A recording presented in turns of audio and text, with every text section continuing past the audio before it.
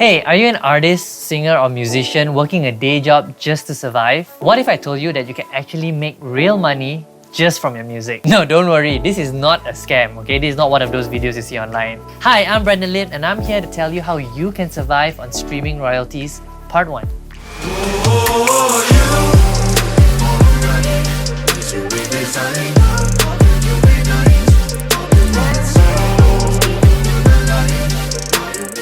Hey, I'm Brendan, 1/3 of MFMF, the producers behind this song. And this song. I'm also the founder of My Urban Creatives, a company that helps creatives just like you create a sustainable career. Now, if you're in the music industry, chances are you are slaving away at some job just trying to make ends meet. But I'm here to tell you that it is actually possible to earn a decent income just off your streaming royalties. So here's how much streaming platforms like YouTube, Spotify, Deezer pays.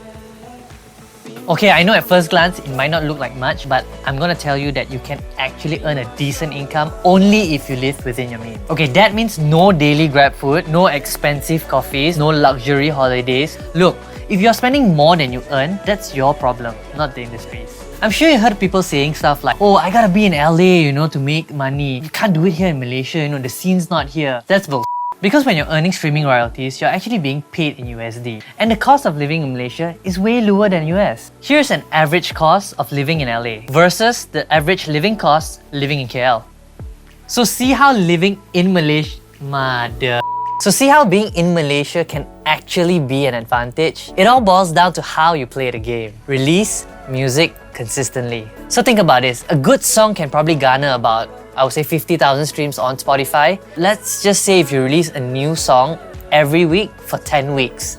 That's like 500,000 streams altogether. So let's check out this streaming royalties calculator and key that in. So 500,000 streams on Spotify can make you more than 8,000 ringgit. And that's just Spotify. Usually you upload your music to more than one streaming platform. Now let's check out the other streaming platforms. With 500,000 views on YouTube, you'll earn more than 3,000 ringgit. And on Apple Music, with 500,000, you'll be making 10,000 ringgit. In total, that's 21,000 ringgit in just 10 weeks. And these are only for the 3 platforms that I talked about. We haven't even counted the rest of the other platforms. 21,000 ringgit in 10 weeks is more than what you will earn in an average monthly salary. Of course, this total is before minusing off your distributor's percentage. So let's just say your distributor's percentage is 30%. That leaves you with 14,700 ringgit.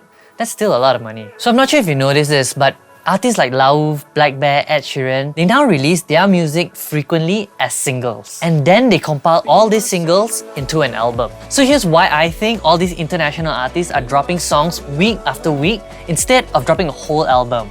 This is so that they can maximize each song's potential. By releasing a song every week, you're actually giving your audience the time to savor each song before moving on to the next one, instead of overloading your audience with all 10 songs at one go.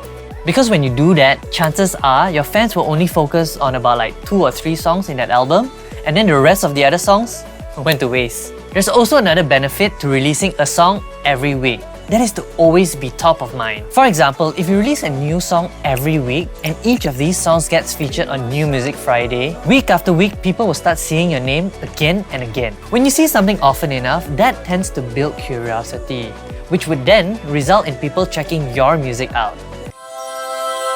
No need to say lah, if people like your music, they will surely follow you. Of course, there's more to it than just releasing music consistently to earn off your music streaming royalties. There are other factors like marketing, ad spends, social media campaigns, because a good song can only sell itself to a certain extent. So this is part 1 of how to survive off your streaming royalties. This video was made in partnership with CENDANA. I'm Brendan Lim and I'll see you in part 2.